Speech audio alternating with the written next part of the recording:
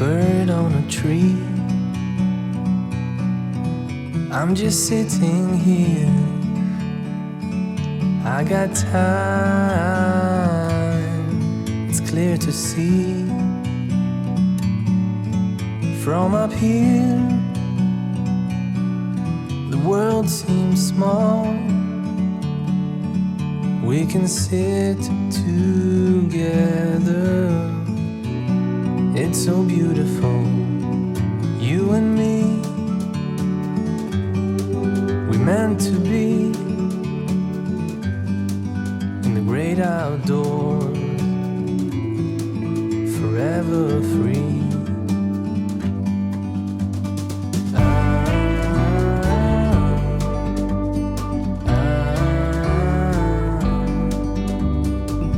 Welcome to the Benny Expression Show, the place where we learn how to find, to build, and to express positive self-talk. Here, all we talk about is how you can build positive self-talk, because I believe that whatever you think of yourself should be the key, not what people think about you. So you're all welcome to today's show.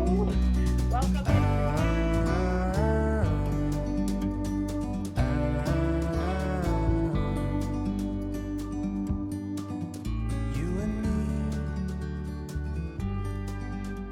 To be in the great outdoors, forever free. So can everybody else hear me? I guess I can. Yeah, we can. Yeah, I can just jump right in. And Sure, do it.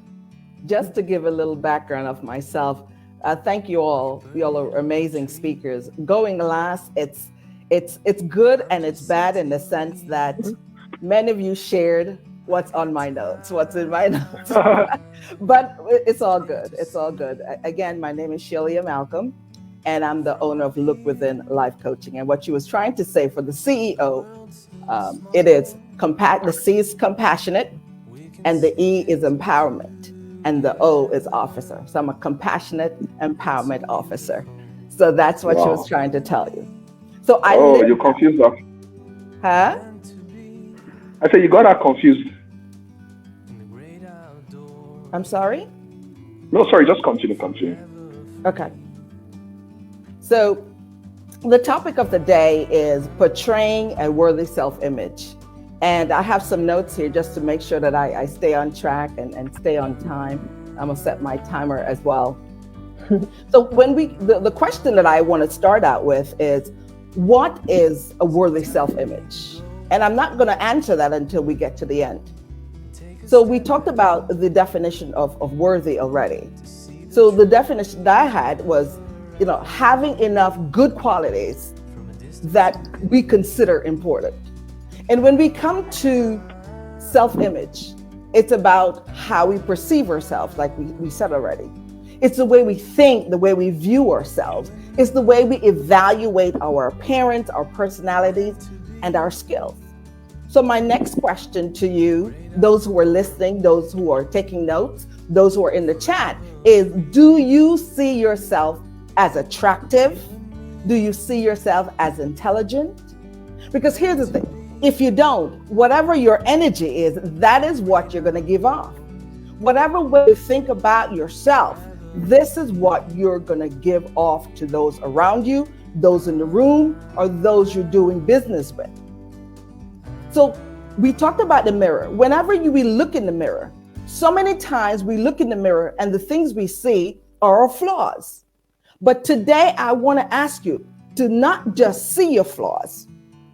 I want to make sure that you see who is in the mirror. Because when we look at our flaws, that's good.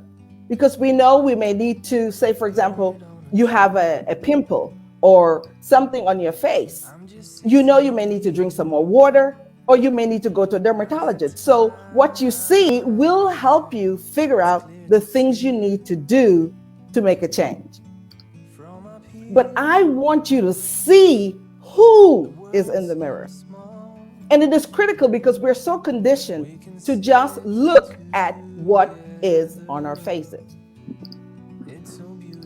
So when we see the flaws and stop at the flaws, it can affect us in a way that was mentioned before. We can get depressed and sad, and we must have a worthy self-image. We can't just stop at the imperfections.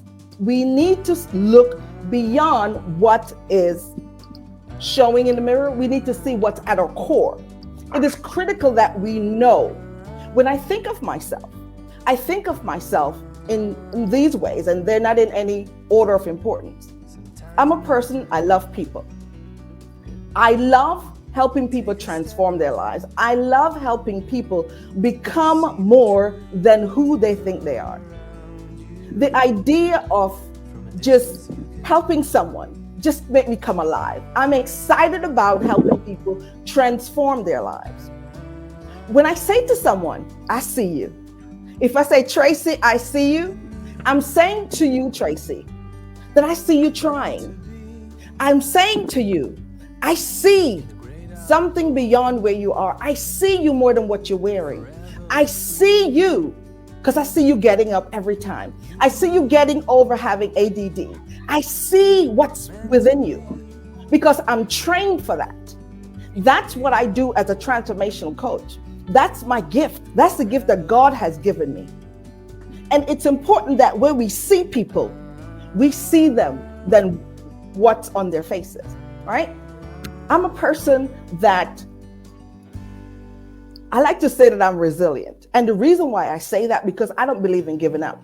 I don't believe in getting down. I know that I'll be knocked down, but hear me and hear me well. My promise to me is that I will not stay down. And it is critical that we believe that thing in our core, and it must come out. Because if it doesn't, you are the only one holding yourself back. When we see ourselves in the mirror, we need to see us better. We need to see ourselves better than where we are. Not just as we are, but better, far better than where we are. The name of my business is Look Within Life Coaching. And the reason that that name is so is because I believe we need to look deeper. We can't just stop in what we see in the mirror. We've got to see who is in the mirror. When you see your smile, that smile should make you come alive. That smile should make you feel like I am worthy. I am worthy to be in that room. It's in the deeper places that we find our worth. The superficial stuff outside, that's what it is. Because here's the thing. If your freckles never go away, or your acne or the pimple never go away, does that make you less than? I would say no. It doesn't make me less than. No. And the point that I'm saying to you right now is for you to see more than your broad nose, your broad hips. You need to see who God has said that you are. Because here's the thing. Yes. There's a manual that governs my life. And that manual, the manufacturer of that manual tells me and told me and tell you and will continue to tell us if we believe the truth about it, is that we're fearfully and wonderfully made. He says that we're masterpieces. Yes. And here's the thing. If you're a masterpiece, it doesn't say that you don't have a flaw. It says that I am supposed to see myself how God sees me. And it is critical that we hear him, we listen to him, and we walk that out in our lives. Because when he speaks to us, he's asking us to listen to what he says by faith. We must own that space of who we are by faith. We are not going to make it in this life if we ignore the manual, the manufacturer, the creator, the designer of our lives. He says we are fearfully and wonderfully made. He didn't say, I didn't allow you to have a flaw, a limp in your leg, or a broader nose. He said, I see you. I see more than who's in the mirror. I see you, baby girl. I see you, pastor. I see you every time that you sit at your desk as you prepare your sermon, or as you prepare for your client to let them know how rich they can be. He said, I see you. I designed you just for that. And it is critical that we tell ourselves the things we need to hear and the things we know. Yeah. Because I was reading in one of my devotions, and it says that we will never rise above the image that we see of ourselves. And I want to Preach. say that again. You and I will never rise to the image better than how we see yourself. So if you see yourself as weak, you will be weak. If you see yourself as strong, you will be strong. If you see yourself in a negative light, you will continue to see yourself that way. So yes, it's okay to talk to yourself. But when you talk to yourself, you got to put some action behind it. You've got to put some action behind it. Because if you don't act, it will never come out. I love my smile. And I get a lot of compliments about my smile. And sometimes I get negative feedback about my smile. Sometimes people say you over smile, but hear me and hear me well. I know who I am. I didn't always know who I was. I was wrapped in shame for so many years. I have gone through abortions. I've gone through divorce. I've gone through bankruptcy. But I tell you something, I will rise. I will get up. Yes. Yes. My book, my manual tells me that though I fall 7 times, I can get up. And that's right. And I believe my manufacturer. I believe my designer. I believe my creator. He told me who I was. And there was a time I didn't believe it. But let me tell you now, I can't shut up because I believe every word that he says. Here's the thing that I want you to know. If you say you can't, you won't. If you say you can, you will. Whatever it is that you tell yourself, you will become exactly that. When you walk into a room, you need to let everybody in the room know, I'm here. Not in a rude way or showing off, but be the authentic you who God says that you are. Walk in that room and own your space. Own your gift.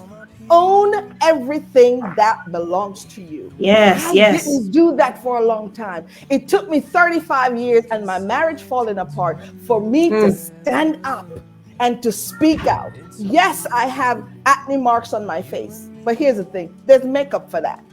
But when you put the makeup on, it's not saying that you're hiding behind the makeup. It is saying that you know who you are. You got to be the boss in that room. You got to be the boss in that church. You got to be the boss at your corporate office. You got to be the boss in your relationship. You need to show up as you, but you got to know who you are first. The minute you struggle with who you are, you will show up as that. And I'll close with this. We must believe who our manufacturer or creator says that we are. We shouldn't add to it. We shouldn't subtract from it. We must receive it and then believe it, but most of all, become it. I need you to know that you must become who God says you are, because if you don't, you will regret it. And when you sit on your bed and you're getting ready to transition out of here, you will have regrets on your lips. I coulda, shoulda, woulda, but you didn't, because you didn't believe who your creator, the designer of you, says that you are. So I want to leave you with this activity. There's a few activities that you can do to help yourself. Do that mirror exercise. And when you do that mirror exercise, talk to yourself. And talk to yourself with love and compassion. Forgive yourself. Forgive that girl, that guy. Forgive yourself for that mistake you made. Because here is the thing. We will forever make mistakes, but it's about the lesson that you can draw from it. The next thing I want you to do is practice gratitude. This past week in the U.S., we had Thanksgiving. As a matter of fact, it was Thursday. And one of the things that I do and continue to do for the past 8.5 years is sit down from the time I wake up until the time I go to sleep and write 100 things without repeating myself of what I'm grateful for.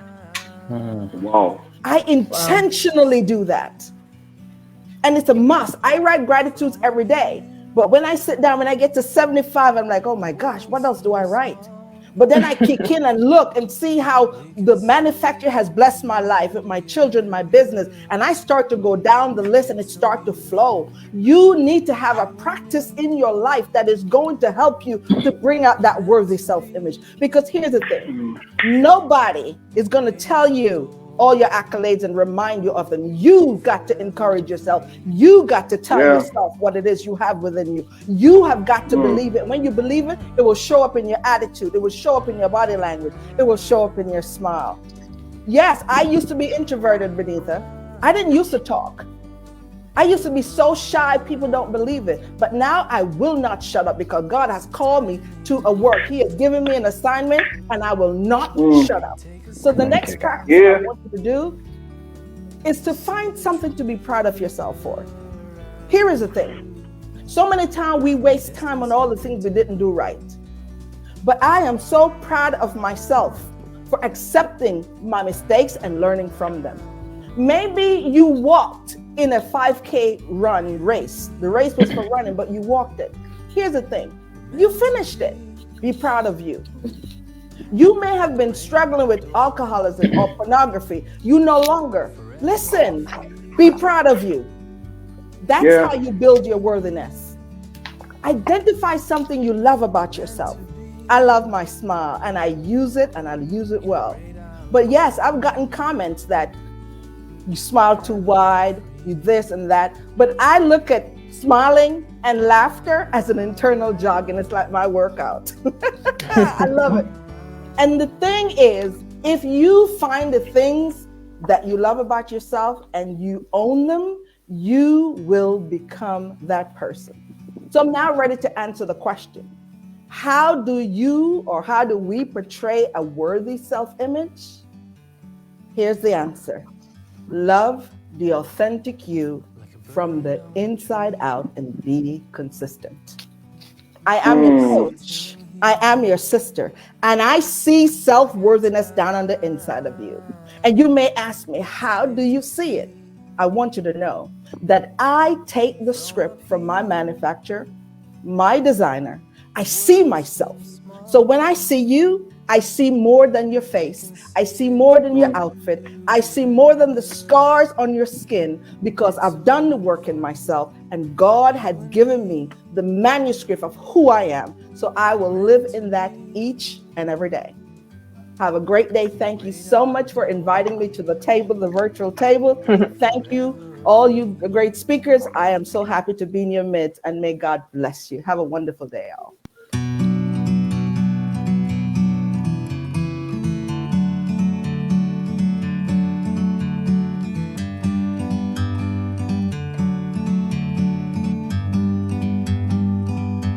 Like a bird on a tree, I'm just sitting here. I got time, it's clear to see. From up here, the world seems small. We can sit together. It's so beautiful, you and me. We meant to be in the great outdoors, forever free.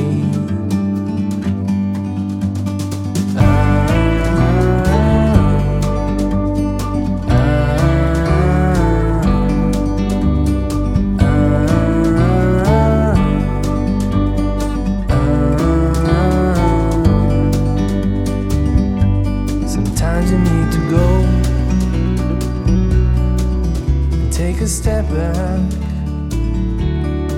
to see the truth.